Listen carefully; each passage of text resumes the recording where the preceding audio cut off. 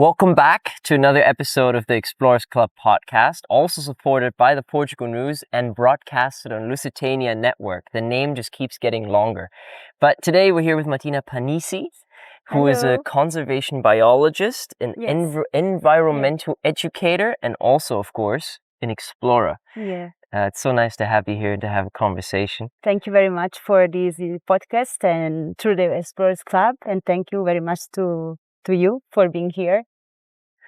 Yeah, of course. It's my pleasure. I find it so fascinating just to get to know all of these different explorers, because even just the short conversation we had walking around the campus here, there's so much interesting things to go off of.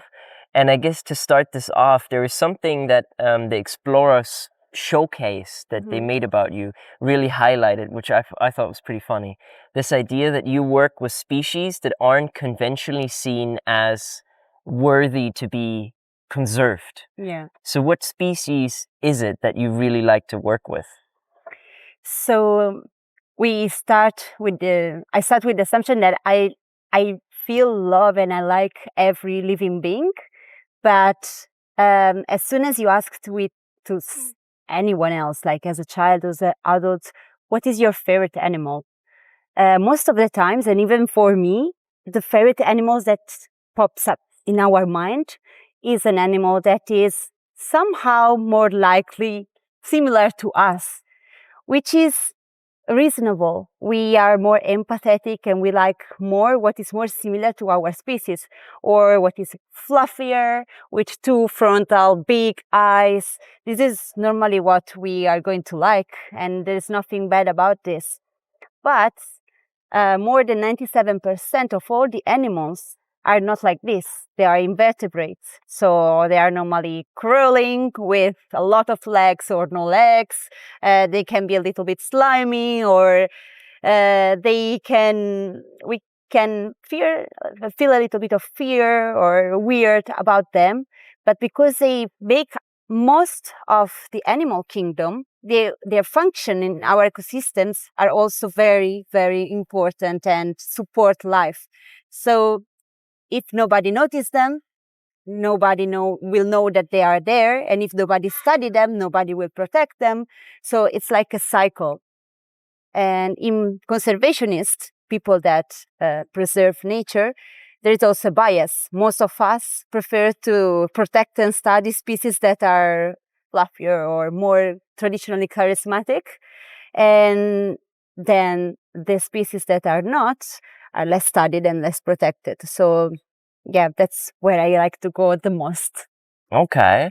What is your favorite animal? My favorite animal? That's a tricky question. Because, especially after what you said now. No. Yeah, I should have asked before. I can't just be a seal, No, I think my favorite animal, it's difficult because I think there's so many cool animals in the world. I find fascinating, the first thing that comes to mind, I always liked frogs. Okay. As a child, I always would collect frogs from like a small little, small little river we had. And I heard of this frog that just straight up dies in winter and then kind of gets revived after it defreezes. Okay. So I found that so fascinating because if we look at the sense of biological, here's an animal whose heart stops beating. It's literally frozen in ice and it stays like that for months. And then when the frost declines, suddenly it's alive again. And that to me is such a mystery also to go against what we think life is or what life needs in order to exist. Yeah.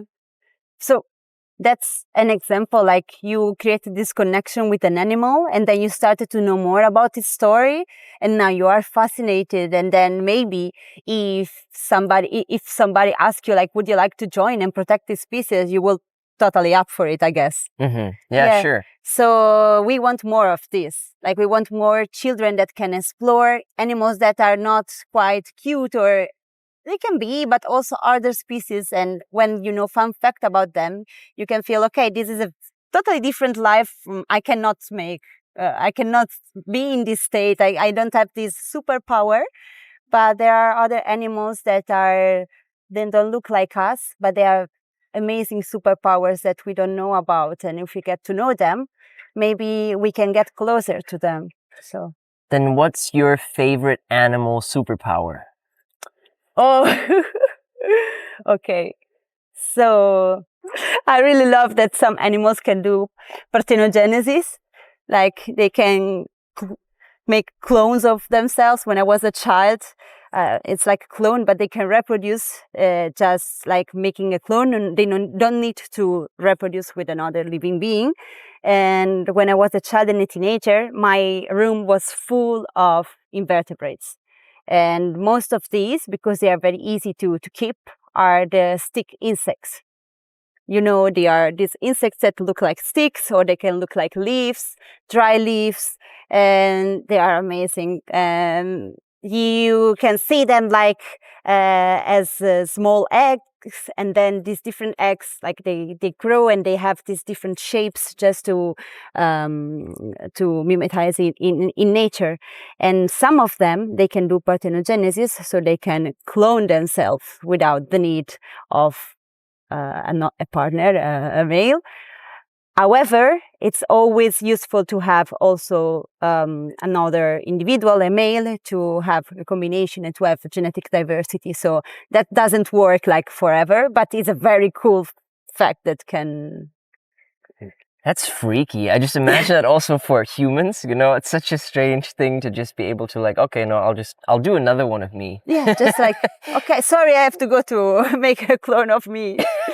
And invertebrates are very, like they can do things that sometimes are a little bit freaky.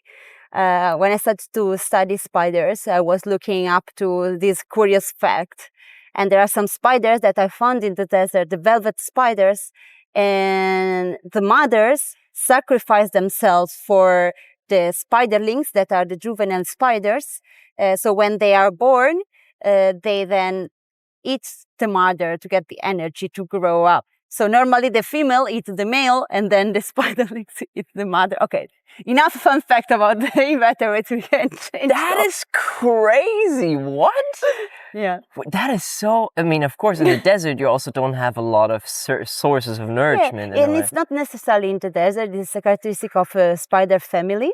But yes, so for the benefit of the species, for the benefit of spiderlings, there is this sacrifice to them, and which is fascinating to me. And okay, that is no. It's fascinating.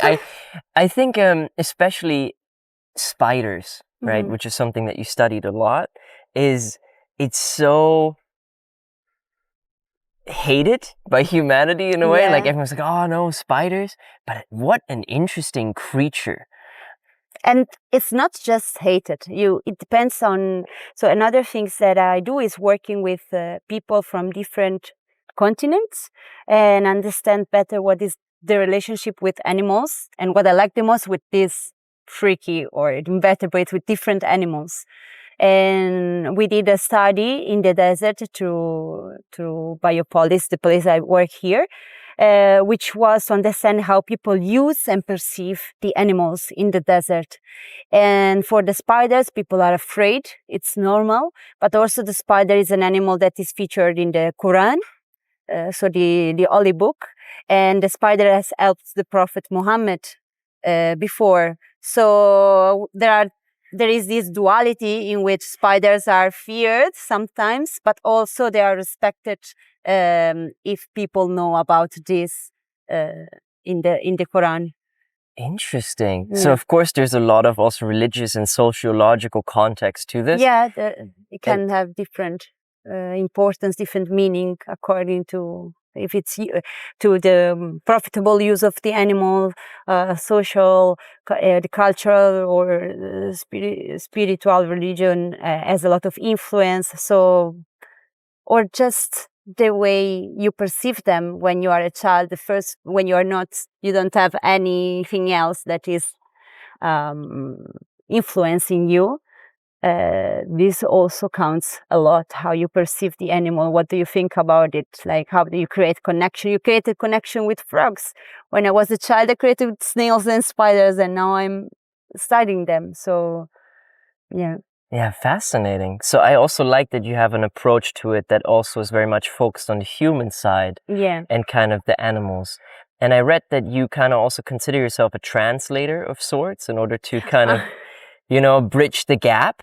And how would you say that process goes? And what's your favorite communication between animal and human, perhaps? Oh, okay. So the first part, the translator part, is in a way that I just have tools to do socio-ecological studies. But then who is implementing them are the people that live in the place that in this case is our study areas. So normally I do work with a local team, and they are the one developing the work, but we implement it together. So we have a work before to understand how are we going to understand this question, which tools are we going to use, focus group discussions, interviews, or workshops. It depends on the public or what we want to understand with our question. And then they do implement it. And when we come back, we brainstorm and we understand what we have, what are the results. And then these results can be disseminated to other people that are not familiar with this contest. So that is the translation part. Another part is to understand the ecological context. So as a biologist and my colleagues that are biologists, ecologists, we can understand both parts, the social part and the ecological part. And only when we have these both components, we can have a more holistic understanding of what is going on in this area. And my favorite interaction is when a child or even an adult see an animal that normally is not really appreciated, or it has a bad connotation associated to it with other eyes. When they see these animals and understand, okay, this animal as well as his own favorite places, favorite food, his own behavior, it has some similarity with me. It starts to create a connection, and then I see in their eyes that I don't know, something changed, like they start to be curious about these animals, and the relationship change. There starts to be respect. This is also a living being. It's living with me. It's my neighbor. It has his own daily life. This is what he does. Wakes up. This, do this, that. So that's my favorite interaction, where there is this switch. Mm-hmm.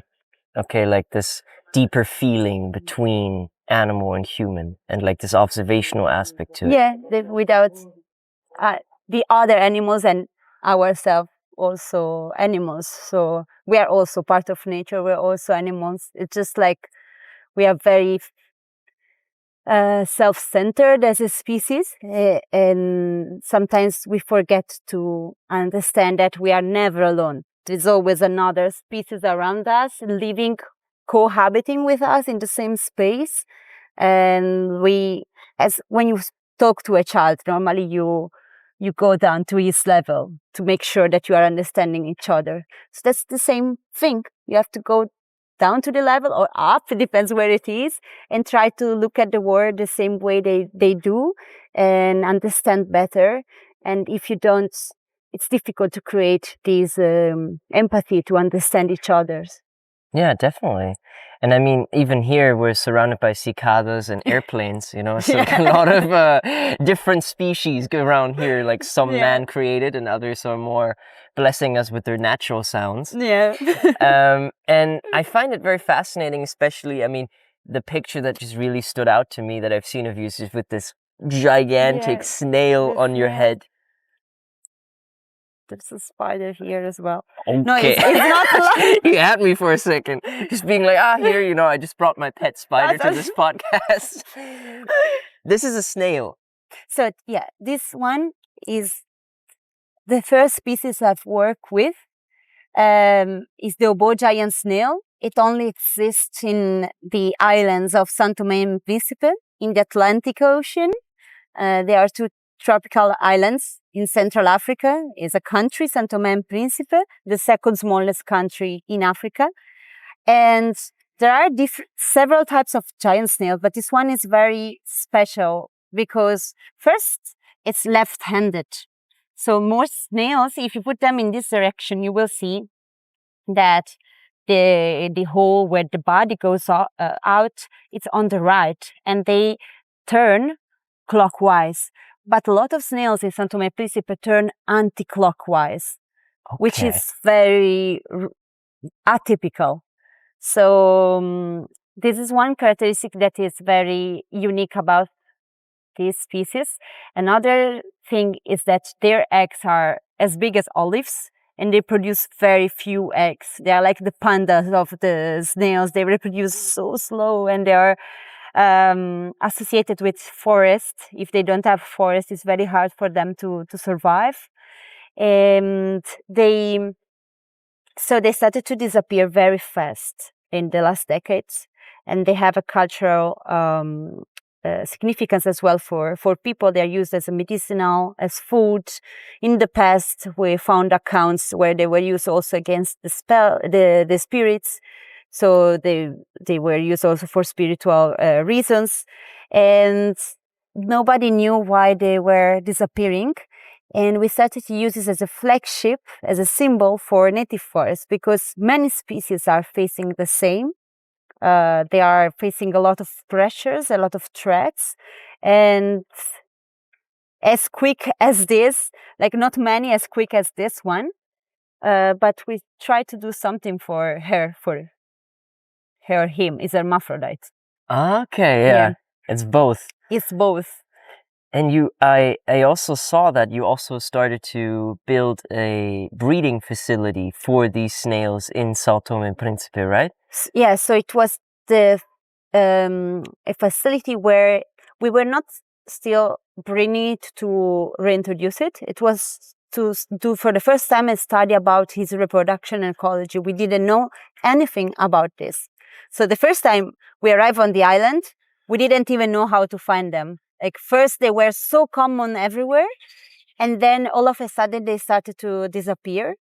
So we went to the forest with Gabriel, which was my partner in crime in the forest there, to understand where the snail was, and we didn't find them. And then we asked help to the hunters of Mona monkeys and wild boar there. And then we finally found a valley with these begonia, which are plants with very big leaves, and these are endemic, they only exist there.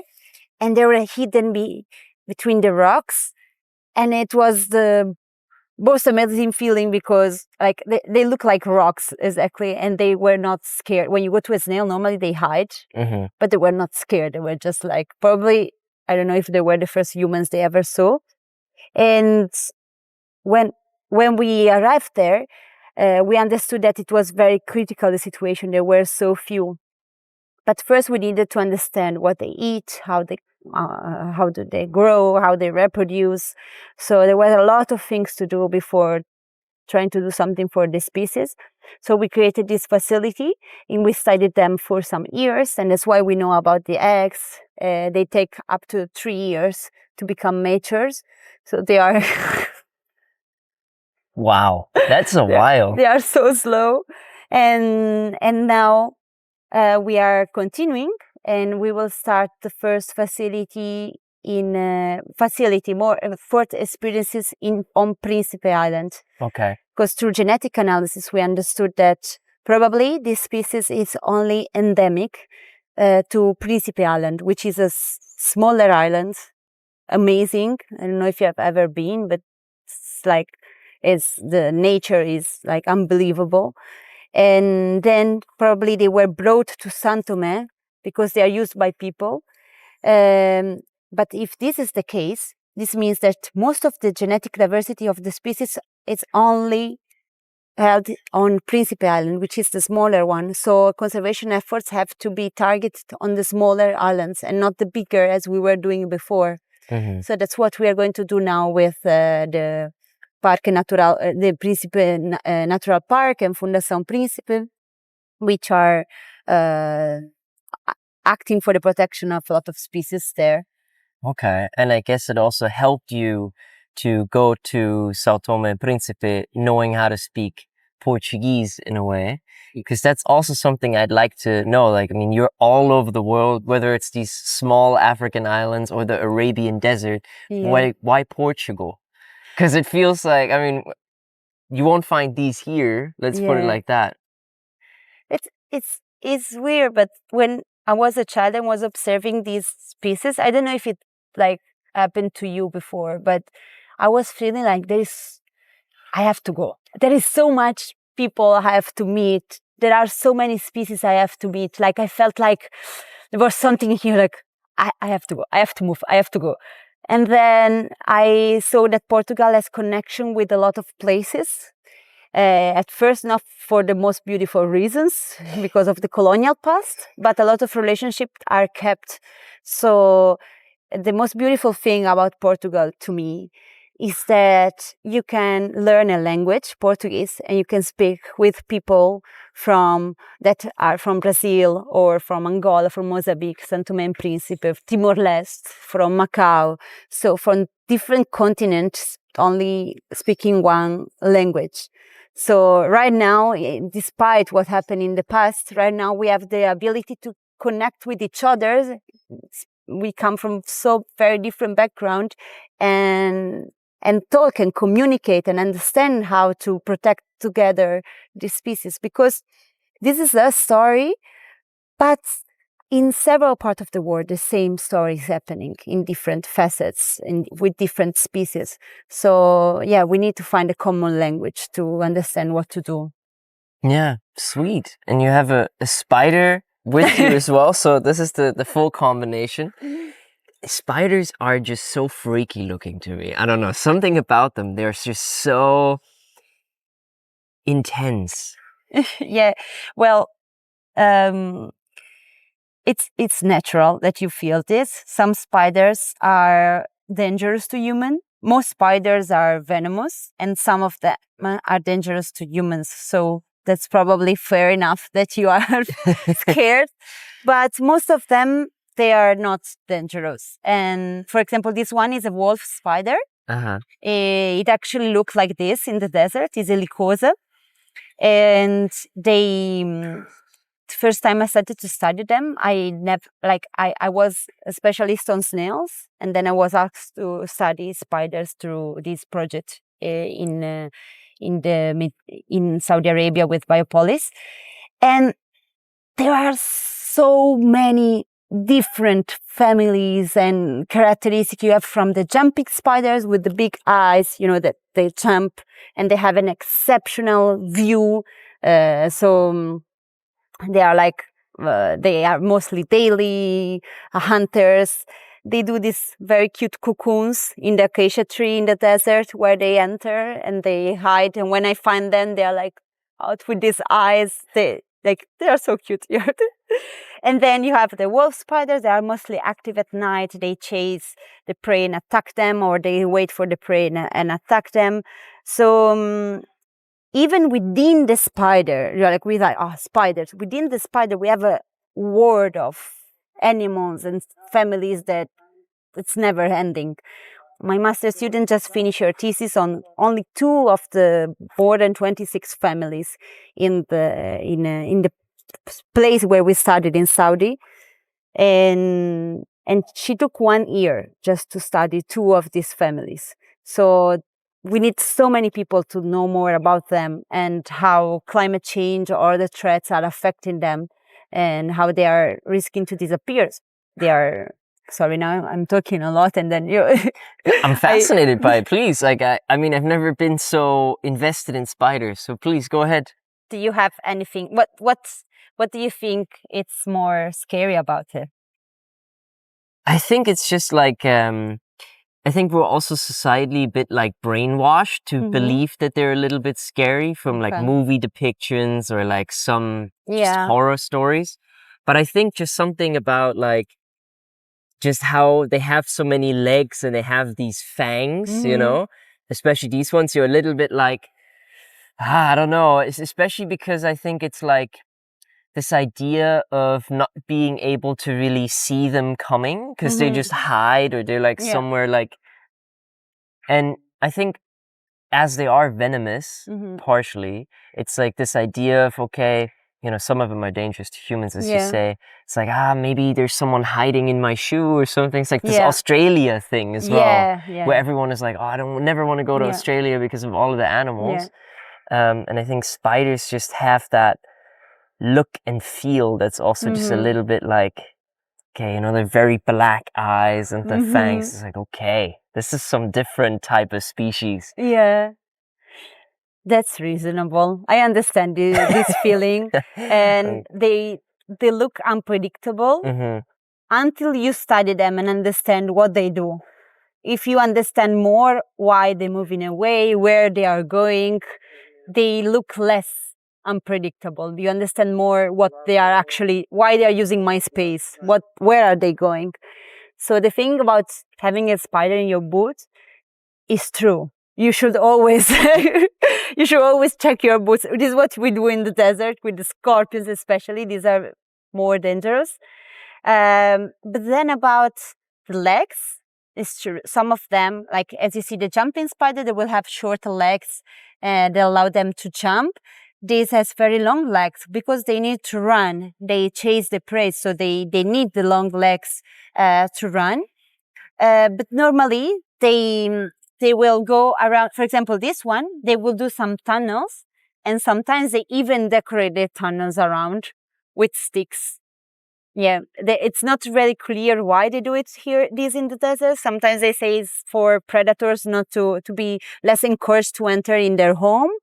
But it's not very clear. So you will see these tunnels with decoration around, and then they are there with these eyes, and they have very big eyes here because this allows them to sow better, and they have the clipeus, which so it's a component of the eye that make you see them in the night. It's not used for that, but We have another species entering. whatever. Anyway, imagine that you are in the dark and you want to find spiders. If you have a light, you will see something shining, and normally is the wolf spiders because they have a component in the eyes that shine when it's brightened with the light. So that also makes them more visible and less like you are less scared about them because, oh, okay, I see these eyes. These are my friends, wolf spiders. Yeah, I get that. I mean, I guess, you know, as you say, the more you understand, the more you study, the more you build a relationship with an animal, the more you care for it. And I think that's also when the dangers to kind of start shifting because you also see the predictability of the animal. Yeah. And that's like, it's interesting that you also share these field stories, and I'd love to know more. Like, what was something that you observed in a species that you were studying that just really blew you away when you saw it in the wild? Well, okay. There are a lot of things that I've saw. Selecting one.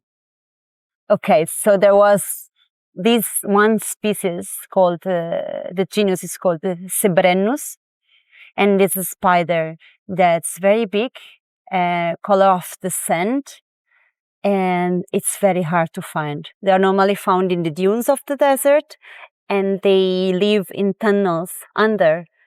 So it's very hard to find them because they are underground. And I couldn't find this, but there were records that this species lives there. So I said to my friends, whoever finds one win an ice cream, but nobody could find. And then once I was there, like just very tired in the dunes, and a big wasp, a very big wasp, goes out from a tunnels, like with these massive spiders.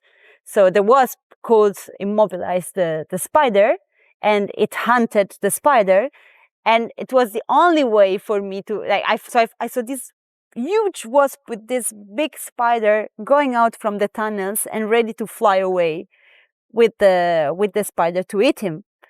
And then I managed to go there and take at least a leg of the spider to do genetics. So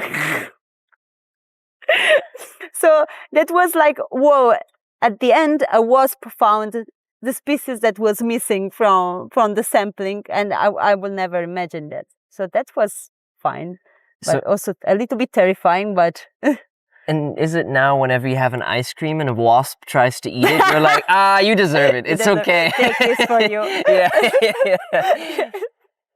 Okay, wow. I mean, nature can be so cruel. Just even that description, it's like, it's normal. Yeah. But that's also intense. Yeah, it was intense because I was not used to it. I would never imagine this to happen. So I was like, what is this? And then, yeah, thank you, Wasp, that you find it. And I really love the relationship with not the relationship, but the jumping spiders, because sometimes it was hard to find them. And there was this time that I was very, very tired, and I just laid under these acacia tree bushes, and I was looking just up, and 2 jumping spider came to me. Like they started to climb, and then they went down, down, down until the last branch of the acacia tree. And they were literally, I think they were observing me, because there was no other explanation. Like they came out and came to me, and I was like, whoa, that was the easiest observation I made, because I didn't even have to search for them. They came to me. And it was amazing to be able to work in the desert, because there was just that and was enough. Like we were there completely immersed with the landscape, with these species, and it was just us. No noise around. It was amazing. You have a lot of free time to just be with yourself and the animals and plants you were encountering. So every meeting was kind of meaningful to me, to understand more about them. There was no noise or other things to do. That's no noise sounds like a dream right now. It's very special. I mean, also the way that you put it. And I would love to also go deeper in that. Like, what is something that you realized about yourself observing animals? Because I think it's kind of funny, this idea that the spider was also observing you, but also what do you feel like you were able to observe about yourself whilst looking at animals? I think that it confirmed what maybe I was taught when I was a child, that I'm not worth more. I'm just as worth as the other species. I'm just cohabiting with others. So it's like my way of seeing, my way of living, my way of using the space is not more important than the way that another species is doing it. And I think it was Lynn Margulis, she said that, like, we are all here at this present time because we found a way to some superpower, this myth thing, but to survive until this present moment, despite the changes. There are always changes in the environment. There's going always to be some perturbation. We are never in balance. There's always some change. And despite this, we can find a way to survive, to adapt, and to stay here. So each of us co-living in this moment has his own way, his own skill. And there's a lot that I can learn from the skill of others that they can say more about who we are as a collective on this planet and how we are facing these changes and we are evolving together. Okay, beautiful. I mean, and then that would kind of also get me into the direction of if you paint a picture now of the future, because talking so much about the past, what do you think is a dream of yours on how you would like this world to evolve? I think you already said a beautiful sentence with the realization that we're all worth equally. You know, the spider and the snail are worth as much as we are. We're just cohabiting this space. Yeah. But I'd love to know what you kind of would dream of, what the future could look like. I think maybe a dream that will summarize everything in the animal world, plant world, whatever other world, or even within our only species, is to be free, let the other live, like learn about them, and just let live, just respect what the other is going through. Like, don't prohibit, don't to be free to just exist and have enough respect to coexist with others is a dream of mine. Like, I would really like a place where people, despite their age, despite their sex, gender, or despite any, if they have species that have 2, 8, no legs, they just cohabit, and it's very simple, actually. You just need to let other live and like mind with your life and be respectful.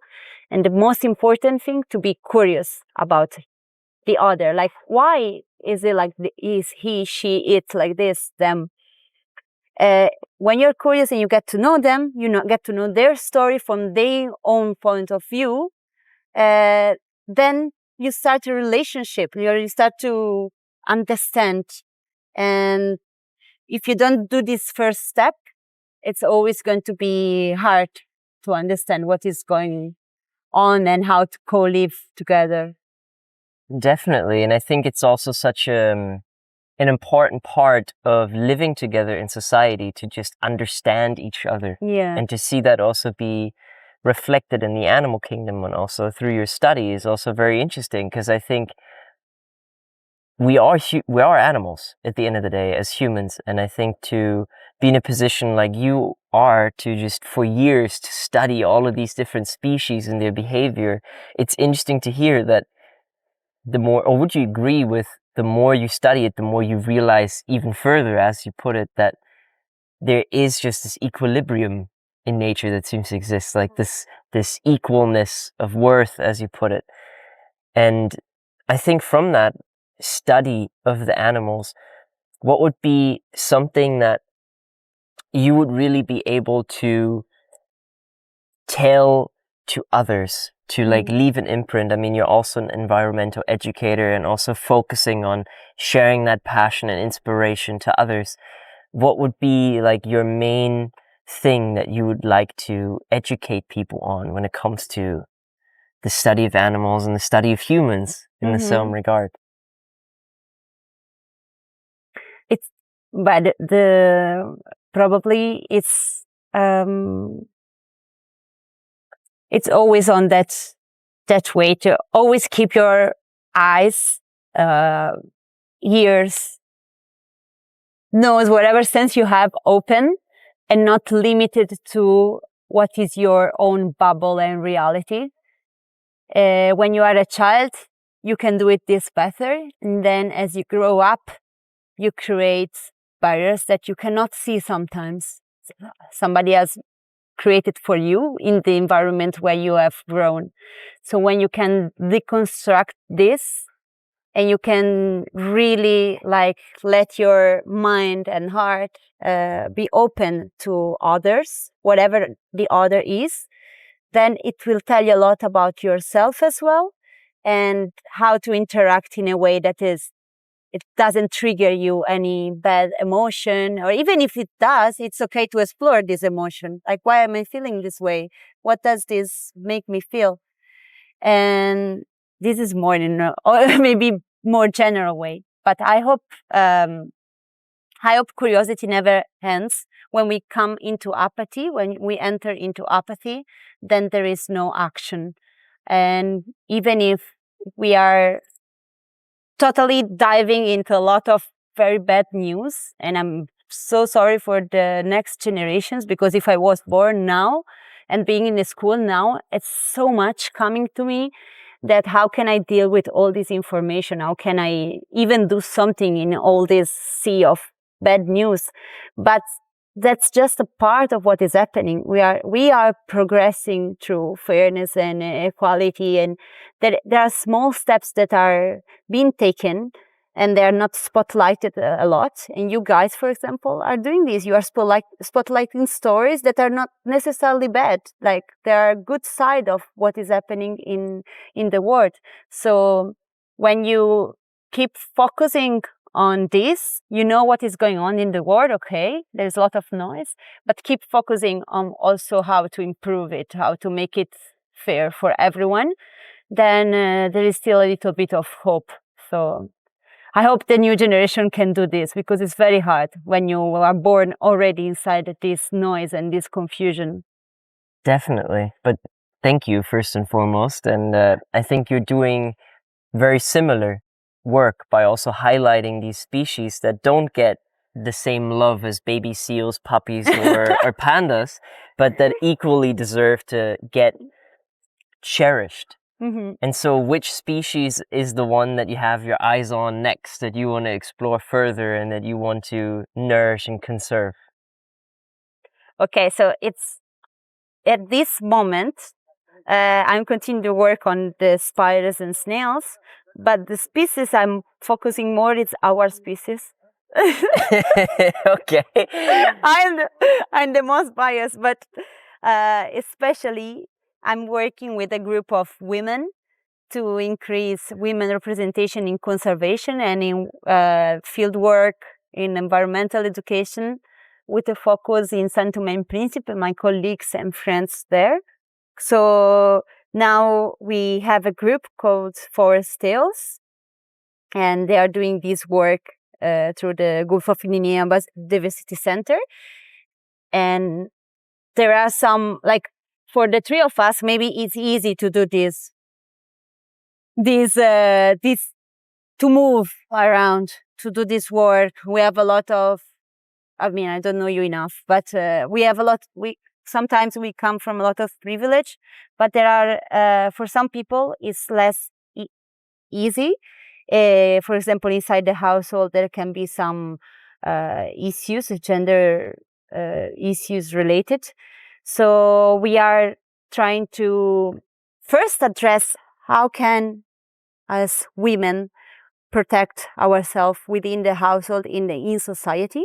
And then when this is done, how can women find in nature a place to be safe and to protect nature? So if you cannot first protect yourself, you will be less prone to protect others. So that's the first step, to get to know yourself, to know how to protect yourself.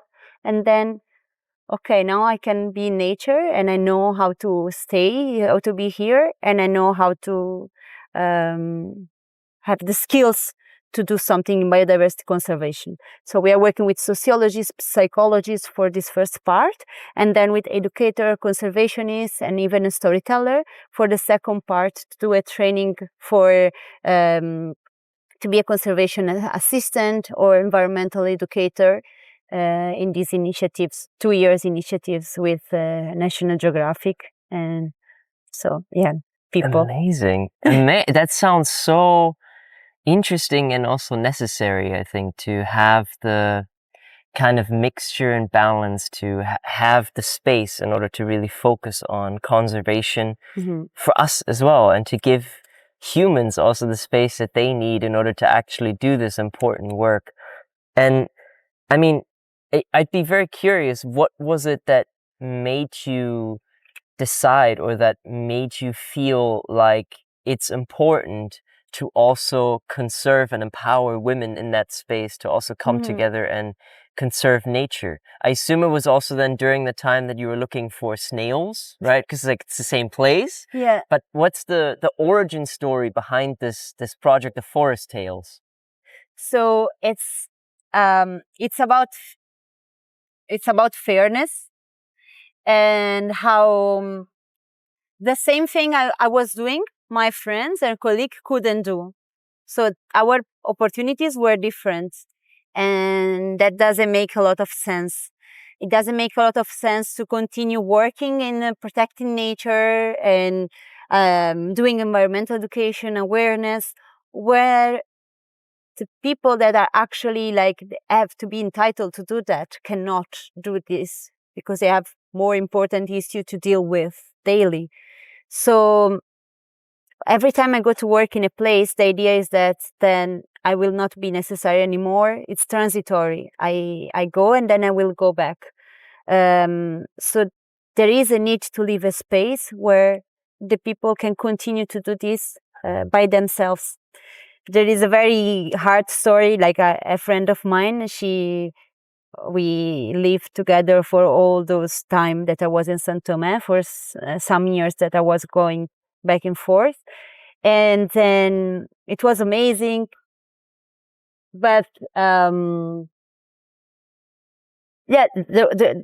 maybe I cannot talk directly about this, but there was a case of domestic violence. And then I was thinking, what is the worth of being here and working on this if I cannot if we cannot do this together, if we cannot see that there are other problems that speak louder sometimes? So there was the way to integrate them, engaging people that cannot do this because of these problems, to protect species that are also overlooked. So to find in nature a little bit of space that is safe to do this, to focus on something else, but at the same time without putting all the problems under the carpet and addressing them with the sociologists and psychologists. So do this dual work at the same time, to understand that they have a group where they can be themselves, they can be free to talk, they can be then free to explore nature with these curious eyes without bringing this heavy baggage every time that we do this. We should be in nature like in a joyous way, like free and without worrying so much about everything else that we carry with us. Of course.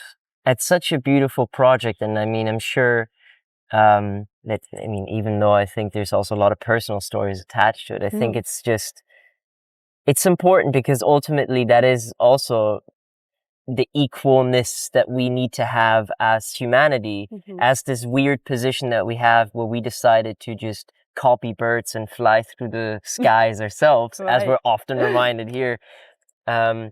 It's important to create a base layer that's safe and that allows us to also really dive further and go deeper into this type of study. So it's amazing to get to know you and the work that you do and the study that you bring forth. And I'm sure myself, I can only speak for me, but also the audience is very excited to also hear more about your study.